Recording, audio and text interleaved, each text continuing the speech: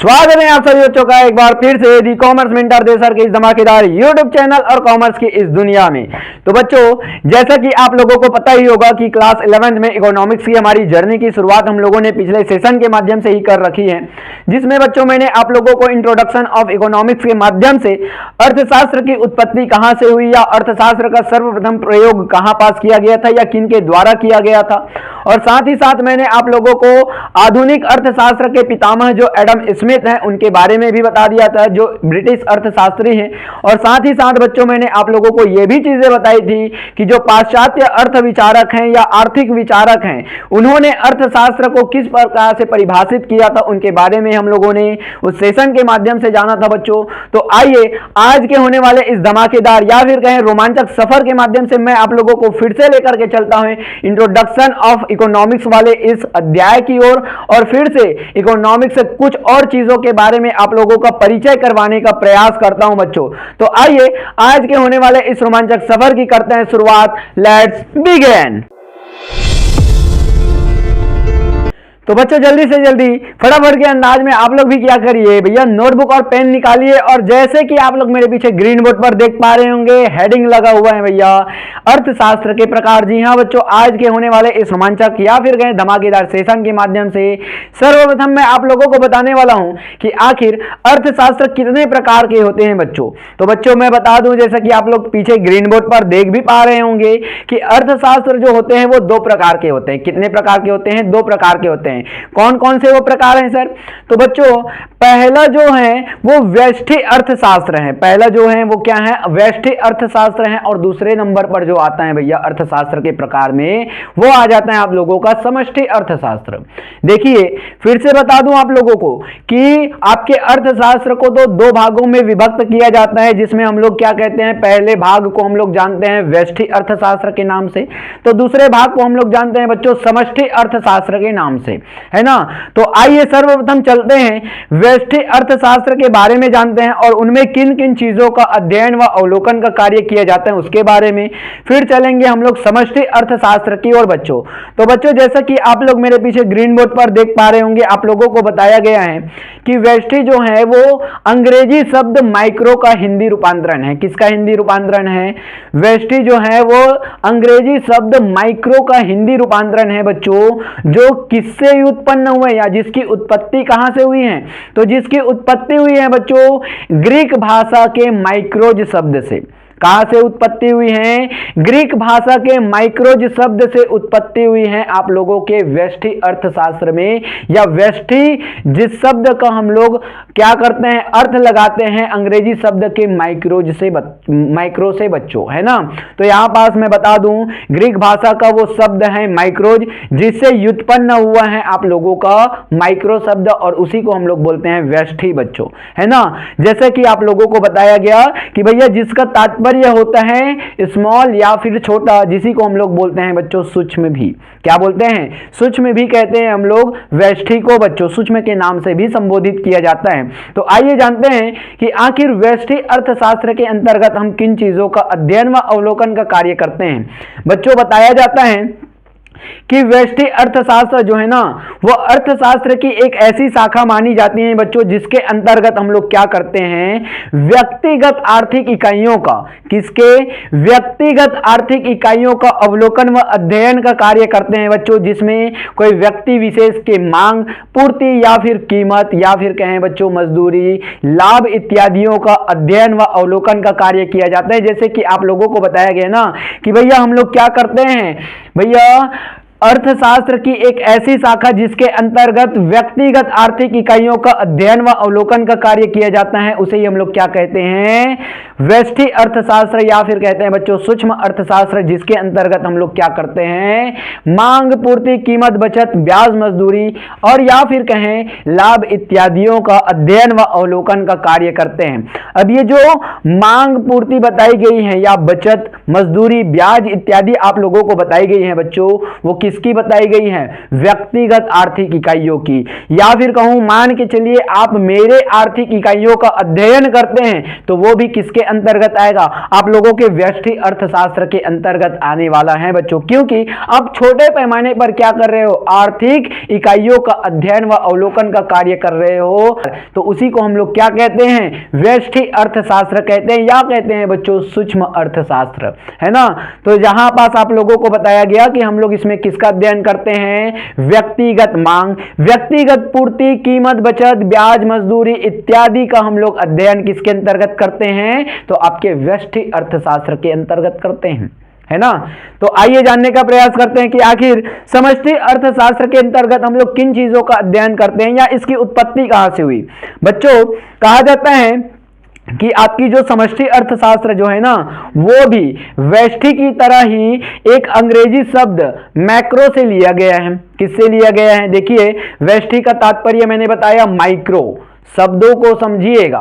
Micro है, उसमें प्रयोग लिया जाता है या प्रयोग किया जाता है व्यष्टि को, और यदि आप बोलो मैक्रो, तो मैक्रो में हम लोग लेते हैं समष्टि को बच्चों, है ना। तो मैक्रो से लिया गया आपका ये अंग्रेजी शब्द है, जो कि ग्रीक भाषा के मैक्रोज शब्द से व्युत्पन्न हुआ है। किससे व्युत्पन्न हुआ है? आपके ग्रीक भाषा के मैक्रोज शब्द से व्युत्पन्न हुआ है, निकला हुआ है, या जिसकी उत्पत्ति हुई है बच्चों, है ना। व्युत्पन्न का तात्पर्य क्या होता है? उत्पत्ति होना या निकला हुआ होना, है ना।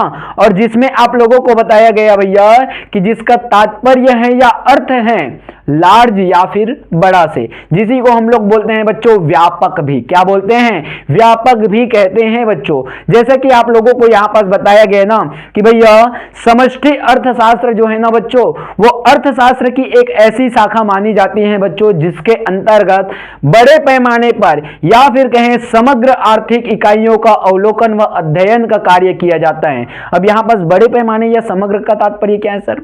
तो बच्चों, बड़े पैमाने से तात्पर्य है कि यहां पास सामूहिक रूप से हम लोग आर्थिक इकाइयों का अध्ययन व अवलोकन का कार्य करते हैं, सामूहिक मांग की अध्ययन का कार्य करते हैं, अवलोकन का कार्य करते हैं, सामूहिक पूर्ति के अवलोकन का कार्य करते हैं।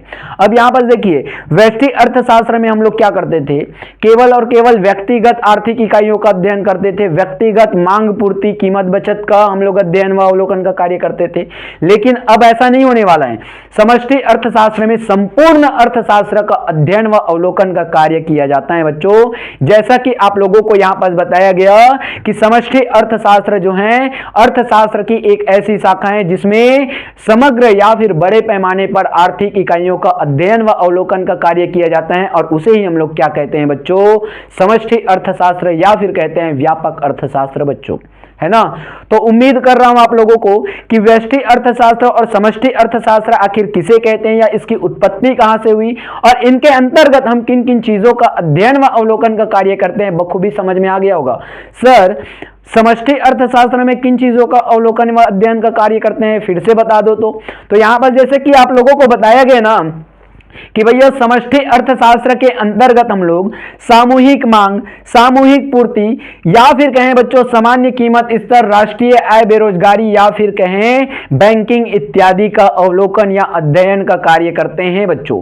किनका किनका अध्ययन करते हैं? सामूहिक मांग, मतलब संपूर्ण जगत में जो भी व्यक्ति निवासरत हैं या निवास करते हैं बच्चों, उनके द्वारा कुछ भी चीजों की मांग की जा रही है, उन मांग का अध्ययन हम लोग करेंगे। जैसे कि आप सपोज कीजिए, हम इंडियन के द्वारा जिन वस्तुओं की मांग की जा रही है, उनकी मांग को हम लोग क्या करते हैं? अध्ययन करते हैं। तो उन्हीं को हम लोग क्या कहेंगे? सामूहिक मांग कहेंगे बच्चों, जो कि आपके समष्टि अर्थशास्त्र के अंतर्गत अध्ययन की जाती हैं या अवलोकन की जाती हैं। सामूहिक पूर्ति, सामूहिक पूर्ति से तात्पर्य होता है बच्चों कि आपके भारत में जितने भी लोग हैं और उनके द्वारा मांगी जा रही या मांग की जा रही वस्तुओं की यदि आप पूर्ति करते हो, तो उन्हीं पूर्ति का अध्ययन व अवलोकन का कार्य आप किसके अंतर्गत करते हो? आपके समष्टि अर्थशास्त्र के अंतर्गत करते हो। और साथ ही साथ बताया गया ना कि भैया बैंकिंग का या राष्ट्रीय आय, या फिर कहें हम लोग बेरोजगारी का अध्ययन भी आप किससे करते हो? आपके समष्टि अर्थशास्त्र के अंतर्गत करते हो। राष्ट्रीय आय, आपको राष्ट्रीय आय का पता कैसे लगेगा?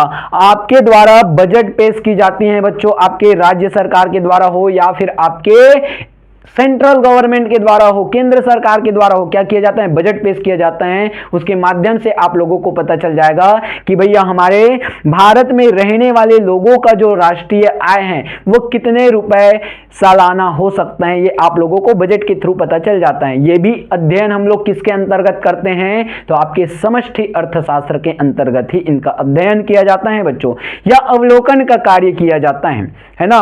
तो उम्मीद कर रहा हूं आप लोगों को कि व्यष्टि अर्थशास्त्र के अंतर्गत हम किनका अध्ययन करते हैं, छोटे पैमाने पर आर्थिक इकाइयों का, व्यक्तिगत आर्थिक इकाइयों का अध्ययन करते हैं, जिसमें व्यक्तिगत मांग, पूर्ति, कीमत, बचत इत्यादि का अवलोकन करते हैं ना।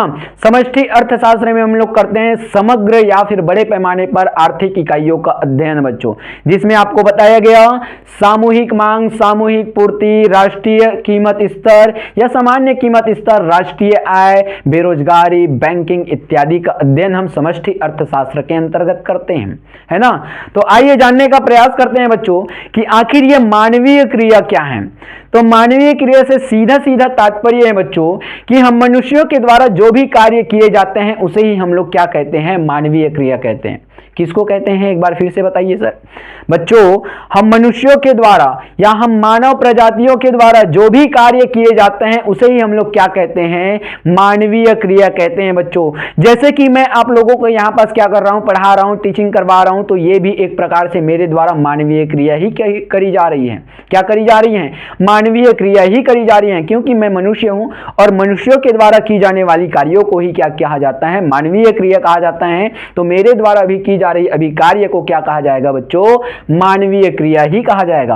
आपके द्वारा पढ़ाई का कार्य किया जा रहा है, आप मनुष्यों के द्वारा क्या किया जा रहा है, पढ़ाई का कार्य किया जा रहा है स्टूडेंट्स के द्वारा, वो भी मानवीय क्रिया के अंतर्गत ही आती हैं बच्चों, है ना। आपके मम्मी पापा के द्वारा क्या किए जा रहे हैं, कुछ पकवान बनाए जा रहे हैं, वो भी किसके अंतर्गत आते हैं, मानवीय क्रिया के अंतर्गत आते हैं बच्चों, है ना। साथ ही साथ मनुष्यों के द्वारा जितने भी कार्य आप कर लो वो सभी के सभी मानवीय क्रियाओं के अंतर्गत ही आने वाले हैं बच्चों, ठीक है। तो मानवीय क्रिया किसे कहेंगे, मनुष्यों के द्वारा जो भी कार्य किए जाते हैं उन्हें ही हम क्या कहते हैं, मानवीय क्रिया कहते हैं बच्चों।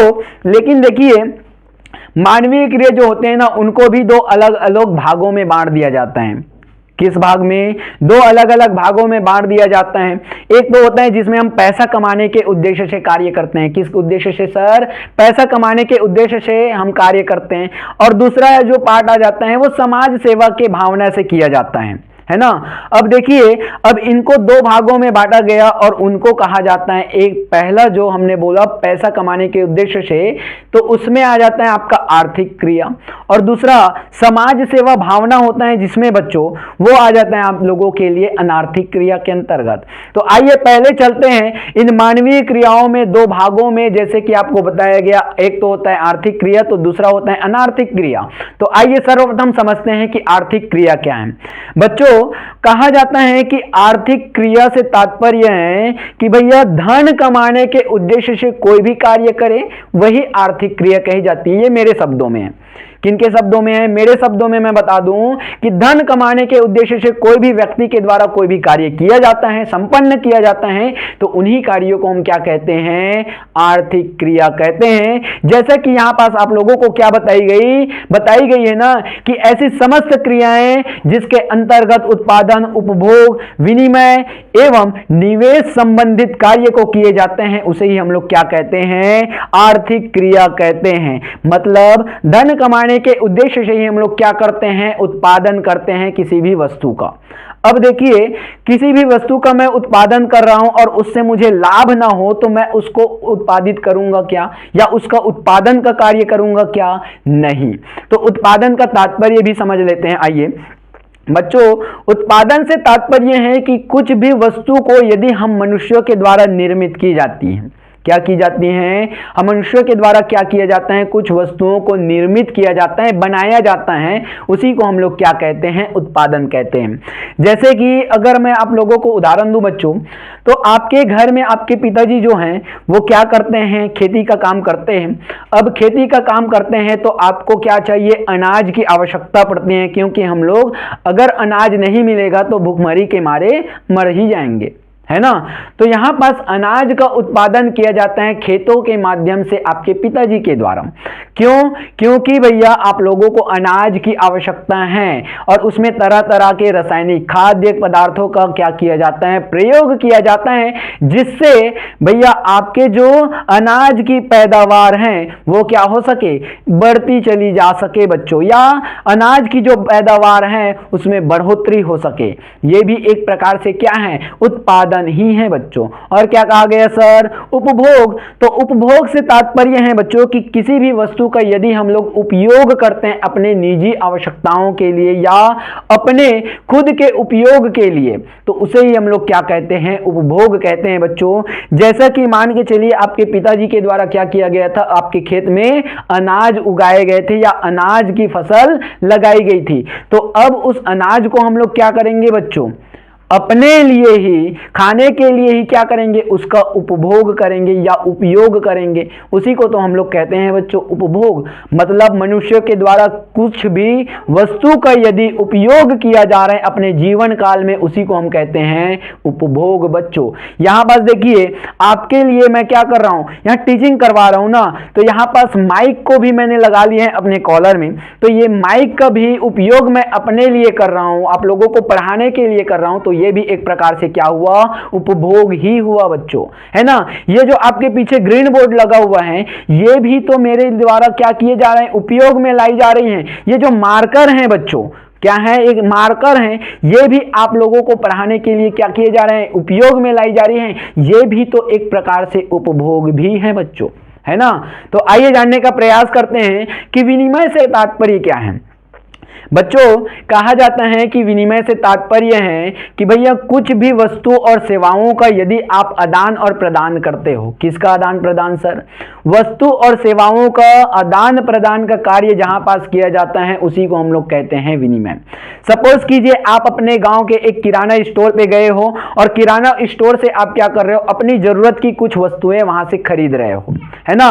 तो जो वस्तुएं आप खरीद रहे हो बच्चों, तो आपको क्या करना होगा, उस वस्तु के मूल्य की आपको भुगतान करनी होगी, है ना। तो उस वस्तु के मूल्य का यदि आप भुगतान करते हो, तो देखिए वस्तु आपके पास आ रही है, लेकिन आपके पास से वस्तु की जो मूल्य है उसके रूप में आपके पास से पैसे जा रहे हैं उस दुकानदार के पास, है ना। तो यहां पास क्या हुआ, वस्तु और सेवाओं का आदान और प्रदान हुआ, और जिसी को हम लोग कहते हैं अर्थशास्त्र की लैंग्वेज में बच्चों या व्यापार की भाषा में बच्चों विनिमय। क्या कहते हैं, विनिमय कहते हैं। और एक एग्जांपल और बता दूं बच्चों कि पहले जमाने में क्या होता था, पुराने जमाने की बात है कि भैया खेतों में जो पैदावार होती थी अनाज की, वो बहुत कम मात्रा में होती थी, है ना। जो भी अनाज का उत्पादन का कार्य किया जाता था बच्चों, क्योंकि खाद्य जो फसलें होती थी या रासायनिक जो दवाइयाँ होती थी, अभी के ज़माने में जितनी मिल पाती हैं उतनी पहले ज़माने में नहीं मिल पाती थी या पुराने टाइम पे नहीं मिल पाती थी, है ना। तो जो पैदावार होती थी फसलों की वो बहुत ही कम मात्रा में होती थी। तो वहाँ पास क्या किया जाता था, किसी के द्वारा भैया आपके अनाज का उत्पादन किया जा रहा है, तो किसी के द्वारा गेहूं का उत्पादन किया जा रहा है, किसी के द्वारा मक्के का उत्पादन किया जा रहा है, किसी के द्वारा बाजरे का उत्पादन किया जा रहा है ना। अलग अलग तरह की फसलें वहां पास क्या की जाती थी, उत्पादित की जाती थी।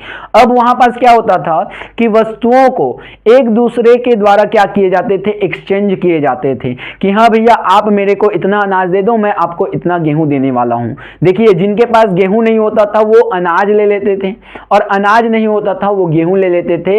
मतलब अनाज और गेहूं का क्या किया जा रहा था, यहां पास अदला बदली किया जा रहा था। वो भी एक प्रकार से आपके लिए विनिमय का ही एक उदाहरण है बच्चों, है ना। वस्तुओं और सेवाओं का आदान प्रदान, वही तो है आपका विनिमय।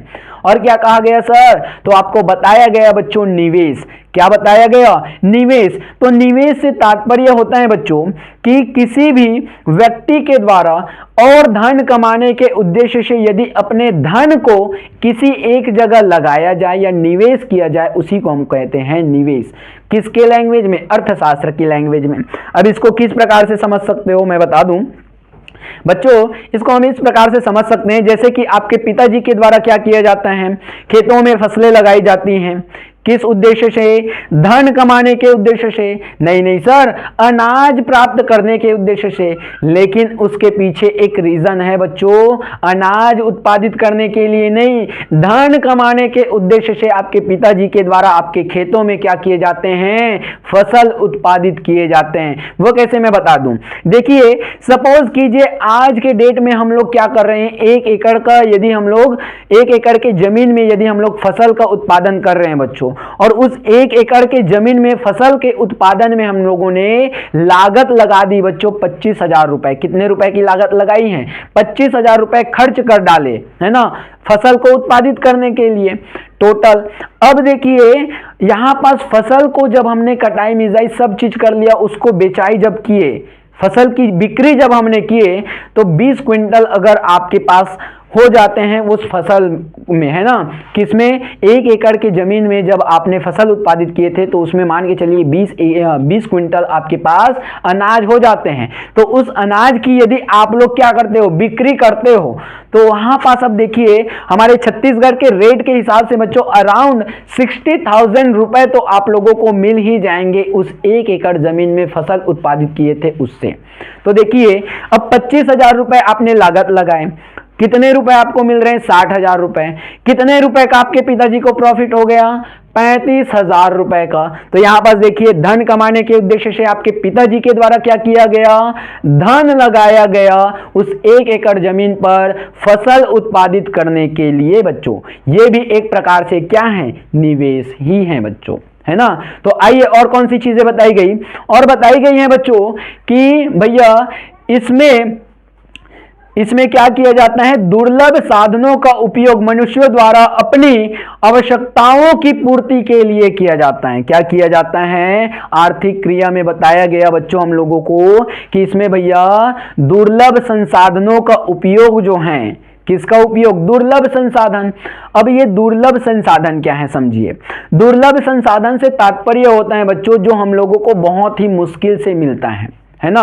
दुर्लभ का तात्पर्य क्या होता है? जो बहुत ही मुश्किल से मिले उसी चीज को हम लोग दुर्लभ कहते हैं। अब संसाधन तो आप लोग जानते ही होंगे।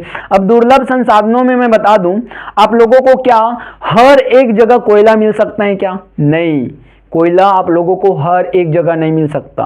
क्या बात कर रहे हो सर, हमारे घर में तो रोज कोयला निकलता है लकड़ी जलाने से। अरे भैया उसी कोयले की बस बात नहीं कही जा रही है ना। आप जमीन कहीं पास खोदते हो तो आपके जमीन में क्या कोयला निकलता है क्या? नहीं, वो बहुत ही दुर्लभ चीजें हैं बच्चों जो कि कहीं कहीं पास ही निकलने वाली हैं। आपको पेट्रोलियम मिल सकते हैं क्या? आपको पेट्रोल या डीजल मिल सकते हैं क्या? हर एक जगह जहां पास आपने जमीन को खोदना शुरू किया? नहीं, ये जो पेट्रोल है वो भी या डीजल जो है वो भी आपके लिए क्या है? दुर्लभ संसाधन ही है बच्चों। आप लोगों को रासायनिक गैसें मिल सकती हैं क्या? या जो आप लोग क्या करते हो अभी आपके घर में गैसों का इस्तेमाल करते हो वो गैस आप लोगों को हर एक जगह मिल सकती है क्या?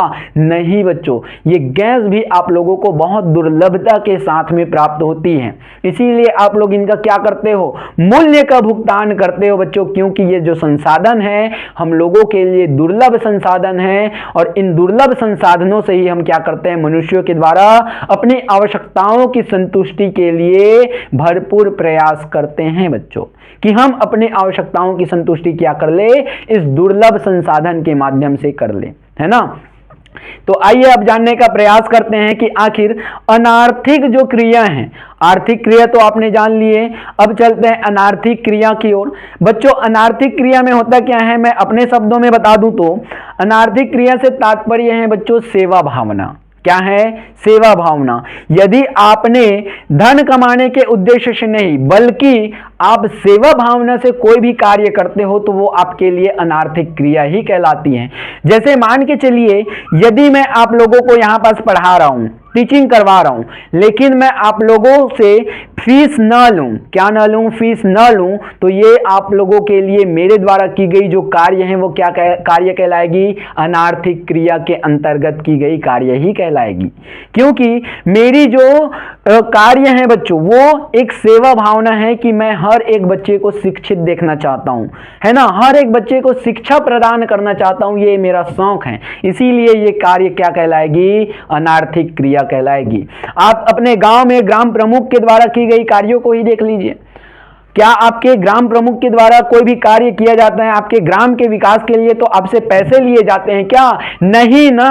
तो ये भी आपके ग्राम प्रमुख के द्वारा जो कार्य किए जा रहे हैं वो भी क्या कार्य कहलाएंगी बच्चों? अनार्थिक क्रिया ही कहलाएंगी, है ना।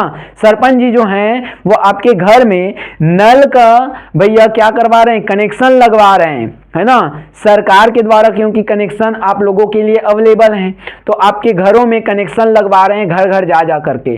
तो ये सरपंच के द्वारा जो कार्य किए जा रहे हैं वो आपके किस कार्य के अंतर्गत आएंगी? अनार्थिक क्रिया के अंतर्गत आएंगी, है ना। सांस्कृतिक कार्यक्रम या सांस्कृतिक जो कार्यक्रम होते हैं बच्चों, है ना, उसमें अगर हम लोग देखें पार्टिसिपेशन करते हैं तो वो भी क्या होती हैं? आप लोगों के अनार्थिक क्रिया के अंतर्गत ही आती हैं। या धार्मिक सेवाएं कहें, जैसे कि धार्मिक सेवा के अंतर्गत हम लोग ले लें बच्चों कि आपके पंडित जी जो होते हैं वो मतलब पुजारी जी जो होते हैं, है ना, वो किसी भी मंदिर में क्या करते हैं? पूजा अर्चना का कार्य करते हैं। तो जो पुजारी होते हैं उनके द्वारा क्या आप लोगों से पैसे लिए जाते हैं क्या पूजा अर्चना करने के लिए? नहीं ना। तो वो धार्मिक क्रिया भी किसके अंतर्गत आती हैं बच्चों? आप लोगों के अनार्थिक क्रिया के अंतर्गत आती हैं। तो आइए यहां पास कौन सी चीजें बताई गई हैं आइए जानने का प्रयास करते हैं बच्चों। बच्चों यहां पास बताया गया है हम लोगों को कि भैया ऐसी समस्त क्रियाएं जो धन अर्जन करने के उद्देश्य से नहीं बल्कि किस उद्देश्य से की जाती हैं? सामाजिक, सांस्कृतिक व व्यक्तिगत संतुष्टि के लिए की जाती हैं, उसे ही हम लोग क्या कहते हैं बच्चों? अनार्थिक क्रिया कहते हैं। जैसे कि मैंने आपको क्या बताया भैया कि धार्मिक कार्य हो या फिर सामाजिक सेवा हो, है ना, या फिर आपका कोई शौक हो, जैसे कि मेरा एक शौक है आप लोगों को टीचिंग करवाने का, तो ये भी किसके अंतर्गत आ जाएगी? अनार्थिक क्रिया के अंतर्गत आ जाएगी। जैसे कि आप लोगों को बताया गया ऐसी समस्त क्रियाएं जिसके अंतर्गत या जिसका उद्देश्य जो है वो धन कमाना ना हो अपितु क्या हो? सामाजिक, सांस्कृतिक या फिर कहें बच्चों यहां पास जैसा कि बताया गया कि भैया व्यक्तिगत संतुष्टि के लिए किया गया हो, तो वही क्रिया को हम क्या कहेंगे? अनार्थिक क्रिया कहेंगे बच्चों, है ना। तो उम्मीद कर रहा हूं बच्चों आप लोगों को कि अनार्थिक क्रिया किसे कहेंगे ये भी समझ में आ गई होंगी। जैसे कि यहां पास उदाहरण दिए गए हैं आप लोगों को कि धार्मिक क्रिया हो या फिर सामाजिक क्रिया हो या फिर किसी का शौक हो कि भैया जैसा कि मेरा शौक है आप लोगों को पढ़ाने का, है ना, तो ये भी अनार्थिक क्रिया के अंतर्गत ही आने वाली है।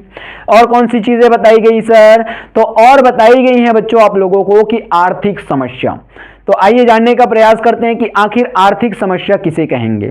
बच्चों आर्थिक समस्या से तात्पर्य होता है कि हम लोगों के समकक्ष कुछ चुनौतियां आ जाती हैं कुछ चीजों की खरीदारी करते हुए, है ना, उन्हीं को हम लोग क्या कहते हैं? आर्थिक समस्या कहते हैं। जैसे कि यहाँ पास आप लोगों को बताया गया ना, मैं आप लोगों को उदाहरण समेत बताऊंगा बच्चों क्या चीजें बताई गई हैं यहाँ पास। आइए पहले उसको समझ लेते हैं, फिर मैं आप लोगों को उदाहरणों के माध्यम से भी समझाऊंगा। बच्चों यहाँ पास जैसे कि बताया गया ना कि उपलब्ध साधनों के माध्यम से असीमित आवश्यकताओं को संतुष्ट करने का प्रयास करते समय जिन चुनौतियों का सामना करना पड़ता है उसे ही आर्थिक समस्या कहते हैं। आर्थिक समस्या जो होती है मूलतः चयन की समस्या होती है। अब यहां पास क्या बताया गया आप लोगों को कि उपलब्ध संसाधनों के माध्यम से हम व्यक्तियों के द्वारा अपनी असीमित इच्छाओं की पूर्ति करने का प्रयास करते हुए जिन समस्याओं का या जिन चुनौतियों का या जिन परेशानियों का हम लोगों को सामना करना पड़ता है बच्चों, उन्हीं चुनौतियों को, उन्हीं परेशानियों को, उन्हीं समस्याओं को हम लोग क्या कहते हैं? आर्थिक समस्या कहते हैं बच्चों। और ये जो समस्या होती है हम लोगों के समकक्ष चयन की समस्या उत्पन्न कर देती है। हम किसका चयन करें, है ना। जैसे कि आप लोगों को कुछ उदाहरण दे दूं कि आर्थिक समस्या कैसी। तो यहां पास बच्चों देखिए हो सकता है नहीं, आप मान करके चलिए आप क्या गए हो, आपके पिताजी और आपके भाई के साथ मार्केट गए हुए हो। कहां गए हो बच्चों? आपके पिताजी और आपके भाई साहब जो हैं वो एक मार्केट गए हुए हैं, लेकिन वहां पास क्या हुआ, आपके पिताजी के जेब में 1000 रुपए हैं और आपके पिताजी को क्या करनी है? राशन का सामान लेनी है और घर के लिए सब्जी खरीदनी है ना। उन्होंने क्या किया, 1000 रुपए उनके जेब में पड़े थे, उन्होंने क्या कर लिया? 800 रुपए का राशन सामान और सब्जी खरीद लिए। अब उनके पास केवल और केवल 200 रुपए का अमाउंट बचा हुआ है। अब इस 200 रुपए के अमाउंट से बच्चों उनके समकक्ष एक समस्या उत्पन्न हो गई। अब कैसी समस्या सर? तो बच्चों आपके भाई जो हैं वो क्या कहते हैं कि पिताजी मेरी जो जूते हैं वो क्या हो गई हैं, फट गई है, और मेरी जो टीचर हैं उन्होंने मेरे को वार्निंग दे रखी है कि कल यदि तुम नए जूते नहीं पहन के आते हो, फटे हुए जूते ही पहन के आते हो, तो तुमको क्लास में बैठने नहीं दिया जाएगा, है ना। ये आपके भाई साहब आपके पिताजी को बता रहे हैं। अब आपके समकक्ष और एक चीजें आ गई, आप क्या कह रहे हो, नहीं नहीं पिताजी मेरे को एक नोटबुक दिला दो, क्योंकि मेरी जो नोटबुक हैं वो क्या हो गई हैं, फुल हो गई हैं, भर चुकी हैं, अब मेरे को नई नोटबुक की आवश्यकता है, आप अपने पिताजी को बता रहे हो। अब देखिए आपके जो भाई की शूज हैं वो 300 रुपए की अमाउंट की हैं, आपकी जो नोटबुक है वो 50 रुपए की अमाउंट की है। अब आपके पिताजी के पास कितने रुपए बचे थे, 200 रुपए बचे थे, और आप लोगों की जो इच्छाएं हैं उसको पूर्ति करने के लिए, उसकी संतुष्टि के लिए हमको कितने रुपए की आवश्यकता है, 350 रुपए की। अब देखिए आपके पिताजी के समकक्ष क्या आ गई, एक आर्थिक समस्या आ गई है, एक चुनौती आ गई, एक परेशानी आ गई बच्चों, और इसी चुनौती, इसी परेशानी, इसी समस्या को हम कहते हैं बच्चों अर्थशास्त्र की लैंग्वेज में आर्थिक समस्या। क्योंकि आपके पिताजी के समकक्ष ये समस्या है कि वो अपने बेटे के लिए क्या करे, शूज ले, कि आपके लिए क्या करे, एक नोटबुक खरीदे, क्योंकि उनके पास बजट नहीं है बच्चों, 200 रुपए का बजट है, और आपका जो बजट है वो निकल करके आ रहे हैं 350 रुपए। तो इस परिस्थिति में आपके पिताजी को जिन चुनौतियों का, जिन परेशानियों का, या जिन समस्याओं का सामना करना पड़ रहा है बच्चों, इन्हीं चुनौतियों, इन्हीं समस्याओं या इन्हीं परेशानियों को हम कहते हैं आर्थिक समस्या बच्चों। उम्मीद कर रहा हूं आर्थिक समस्या को भी आप लोगों को समझने में मदद मिली होंगी। तो आइए चलते हैं कि आखिर ये जो आर्थिक समस्या होती है बच्चों वो किस प्रकार से उत्पन्न होती है उसके बारे में जानते हैं। बच्चों कहा जाता है कि जो आर्थिक समस्या उत्पन्न होती है ना, उसमें सर्वप्रथम जो चीज बताई गई है आप लोगों को जाननी चाहिए। कैसी चीज है सर? बच्चों हम लोगों की जो आवश्यकताएं होती हैं ना वो असीमित होती हैं। क्या होती हैं? हम लोगों की जो इच्छाएं होती हैं किसी भी चीज को प्राप्त करने की, वो असीमित होती हैं। इसी कारण हम लोगों के समकक्ष क्या होती हैं, आर्थिक समस्या उत्पन्न हो जाती है बच्चों। अब देखिए आपको इसको भी उदाहरण के माध्यम से समझाता हूं बच्चों। जैसे कि मान के चलिए आपके पिताजी की इनकम की सोर्स हैं, एक ही इनकम की सोर्स हैं, वो क्या करते हैं, कार्यरत हैं किसी कंपनी में, और उनको क्या मिल जाता है, 10,000 रुपए मंथली वेतन मिल जाता है। कितने रुपए मंथली वेतन मिल जाता है? 10,000 रुपए मंथली वेतन मिल जाता है। अब देखिए अब उसी 10,000 रुपए की इनकम से आप लोगों को क्या करने हैं, जितनी भी समस्याएं हैं उन सभी समस्याओं को हल करने का, या उन सभी समस्याओं को या आप लोगों की इच्छाओं को संतुष्ट करने का जो भैया सामना करना पड़ेगा। किनको सामना करना पड़ेगा? आपकी चुनौतियों का, आपके पिताजी को। क्योंकि आपके पिताजी क्या कर रहे हैं, इनकम कर रहे हैं, कमा रहे हैं आप लोगों के लिए ही, आप लोगों के खर्चे के लिए ही। अब देखिए हुआ क्या कि आपके पिताजी का इनकम का सोर्स कितना है, एक है जो कंपनी में कार्यरत हैं, 10,000 रुपए मंथली कमाते हैं। अब उसी 10,000 रुपए से क्या करने हैं, 3,000 रुपए का राशन उनको मंथली भरने हैं भैया। कि राशन अगर नहीं रहेगा तो आप खाओगे क्या चीजें बेटा, है ना। 3,000 रुपए का उन्होंने राशन भर दिया। 2,000 रुपए उन्होंने घर का किराया दे रखा है बेटा। क्या दे रखा है? 2,000 रुपए उन्होंने घर का किराया दे रखा है, जिस घर में आप लोग रह रहे हो। कितना रुपए खत्म हो गया? 5,000 रुपए तो ऐसे ही खत्म हो गया। आपके पिताजी के आने जाने का खर्चा जो है बच्चों वो कितना रुपए है? 1,000 रुपए आपके पिताजी के आने जाने में खर्च हो जाता है। मतलब आपके पिताजी के 10,000 इनकम में से 6,000 रुपए तो ऐसे ही चले गए। बच गए कितने? 4,000 रुपए की धनराशि। अब उस 4,000 रुपए की धनराशि में देखिए आप लोगों की अलग अलग इच्छाएं हैं। क्या है? आप लोगों की अलग अलग इच्छाएं हैं। आप क्या बोल रहे हो, पिताजी मैं अब 10th में नहीं 11th में चली गई हूं, अब मेरे को ऑनलाइन भी कोचिंग करनी है या ऑनलाइन भी स्टडी करनी है, उसके लिए मुझे कम से कम आप एक स्मार्टफोन तो दिला दो, है ना। आप क्या कर रहे हो, आपके पिताजी के सम्मुख अपनी समस्या बता रहे हो बच्चों, अपनी आवश्यकताओं को बता रहे हो। अब आपके भाई क्या कहते हैं, नहीं नहीं पिताजी मेरी जो पुस्तकें हैं वो फट चुकी हैं, या मेरी नोटबुक्स हैं वो भर चुकी हैं, मेरी को नोटबुक दिलवा दो, मेरे को नए बुक्स दिलवा दो। आपके भाई जो बोल रहे हैं। अब आपकी मम्मी क्या बोलती है, मेरी जो साड़ी है वो फट रखी है, मेरी को नई साड़ी दिलवा दो, क्योंकि मेरे को भैया अगले महीने ही क्या करने हैं, फंक्शन अटेंड करने हैं अपनी बुआ की लड़की की शादी की, है ना। अब देखिए आप लोगों ने अलग अलग समस्याएं बता दी। अब आपकी मम्मी जी जो हैं वो बोलती ये भी हैं कि नहीं मेरे को पार्लर भी जाने हैं। कहाँ जाने हैं? पार्लर जाने हैं मेकअप करवाने के लिए, या फिर क्या बोले कुछ कुछ चीज़ें जो होती हैं वो लड़कियां करवाती हैं बच्चों, मेरे को तो पता नहीं, लेकिन यहाँ पास मेकअप का सामान खरीदने हैं, इसलिए क्या कर रही हैं आपकी मम्मी जी जो हैं वो पैसे मांग रही हैं आपके पिताजी से। अब देखिए, आपने बोल दिए एक स्मार्टफोन चाहिए, भाई ने बोल दिया कि मेरे को नोटबुक चाहिए, मम्मी ने बोल दिया साड़ी चाहिए, और मम्मी ने ये भी कहा कि हमको मेकअप के लिए जाना है पार्लर। अब देखिए, आप लोगों की सारी समस्याओं को आपके पिताजी के द्वारा ही क्या किए जाएंगे? हल किए जाएंगे। अब देखिए 4,000 रुपए में वो किन किन समस्याओं को हल कर पाते हैं बच्चों। तो देखिए, आप लोगों की जो आवश्यकताएं वो असीमित हैं। आप लोग बता रहे हो कि आपको स्मार्टफोन चाहिए, मेरे को नोटबुक चाहिए, मेरे को मेकअप का सामान खरीदने, मेरे को साड़ी चाहिए। अब आपके पिताजी की समकक्ष क्या है? बहुत बड़ी परेशानी आ खड़ी हो गई है कि मैं इनको स्मार्टफोन दिलाऊं, कि इसको बुक दिलवाऊं, कि इसको मेकअप का सामान दिलवाऊं, कि इसको साड़ी का दिलवाऊं। देखिए, क्योंकि आपका जो मोबाइल है वो कम से कम सेकंड हैंड लोगे बच्चों तो वो भी तो कम से कम 4 से 5,000 रुपए के अराउंड ही आएगा, और आपके पिताजी के पास बजट कितने रुपए की बची हैं? 4,000 रुपए की। तो 4,000 रुपए के आपके पिताजी आपको मोबाइल दिलवा देते हैं, तो आपके भाई साहब के लिए जो उनके नोटबुक क्या है, नोटबुक की कमी है, उनको कैसे दिलवाएंगे? या आपके मम्मी को उनकी बुआ की बेटी के शादी में जाना है, भैया शादी हो रही है तो उनको फंक्शन अटेंड करने के लिए एक अच्छी सी साड़ी चाहिए, तो उनको साड़ी कैसे दिलवाएंगे? मेकअप का सामान कैसे दिलवाएंगे? या पार्लर कैसे लेके जाएंगे? तो यहाँ पास कहा गया ना कि असीमित इच्छाओं की पूर्ति के लिए हम लोग क्या करते हैं? सीमित संसाधनों का प्रयोग करते हैं। तो भैया आप लोगों की असीमित इच्छाएं भी आप लोगों के लिए आर्थिक समस्या उत्पन्न करती हैं, जैसे कि आपके पिताजी के समकक्ष बच्चों आर्थिक समस्या उत्पन्न हो गई है कि भैया अपनी सीमित इनकम सोर्स से आप लोगों की असीमित इच्छाओं की पूर्ति किस प्रकार से की जाए बच्चों, है ना।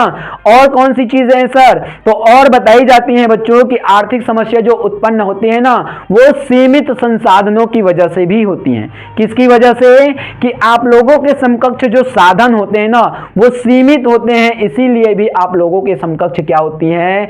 आर्थिक समस्याएं उत्पन्न हो जाती हैं बच्चों, है ना। मतलब कुछ भी चीजों को यदि आप प्राप्त करना चाहते हो तो उन चीजों को प्राप्त करने के लिए जो साधन आपके पास अवेलेबल हैं वो सीमित मात्रा में हो तो आपके पास आर्थिक समस्या उत्पन्न होना तय है बच्चों। और एंडिंग में आप लोगों को ये भी चीजें बताई जाती हैं बच्चों कि जो आर्थिक समस्या उत्पन्न होती है ना वो हम लोगों के लिए भैया साधनों का वैकल्पिक होना भी हो जाता है। किस लिए? साधनों का यदि विकल्प होता है बच्चों तो हम लोग क्या करते हैं भैया? आर्थिक समस्याओं से जूझते हैं बच्चों। वो कैसे? तो देखिए आप लोगों के सामने आर्थिक जो समस्या है वो क्या है? साधनों का वैकल्पिक होना। मतलब आपके पास मान करके चलिए एक भूमि का टुकड़ा है और उस भूमि के टुकड़े में आप क्या करते हो? आपके पिताजी के द्वारा कभी उसमें अनाज की खेती की जाती है, तो कभी उसमें मक्के की खेती की जाती है, तो कभी उसमें सरसों की खेती, तो कभी उसमें गेहूं की खेती की जाती है बच्चों। क्यों? क्योंकि आपके पिताजी को इन सारी चीजों की आवश्यकता है, इसीलिए क्या किया जा रहा है? उस भूमि के टुकड़े का वैकल्पिक प्रयोग किया जा रहा है बच्चों, है ना। तो उम्मीद कर रहा हूं बच्चों इन दोनों ही सेशनों के माध्यम से आप लोगों को कि भैया इंट्रोडक्शन ऑफ अकाउंटिंग के इस अध्याय से भली भांति परिचित होने का मौका प्राप्त हुआ होगा। बच्चों यदि हमारे द्वारा जो भी वीडियोस लाए जाते हैं, जो भी कंटेंट्स लाए जाते हैं आप लोगों को पसंद आते हैं तो आप जरूर से जरूर हमारे वीडियोस को लाइक शेयर जरूर करिए। कमेंट के माध्यम से जो भी सवाल आपको पूछने हैं आप पूछते रहिए हम लोगों से, हम आपके सभी सवालों का जवाब देते रहेंगे। तो बच्चों मिलते हैं अगले वीडियो के माध्यम से जिसमें मैं आप लोगों के लिए लेकर के आ रहा हूं अर्थशास्त्र में सांख्यिकी का महत्व या फिर अर्थशास्त्र में सांख्यिकी का क्षेत्र, जिसमें मैं आप लोगों को संपूर्ण चीजें एक ही वीडियो के माध्यम से या एक ही लेक्चर के माध्यम से बताने वाला हूं बच्चों। तो मिलते हैं बच्चों, तब तक के लिए टाटा बाय बाय और जय हिंद।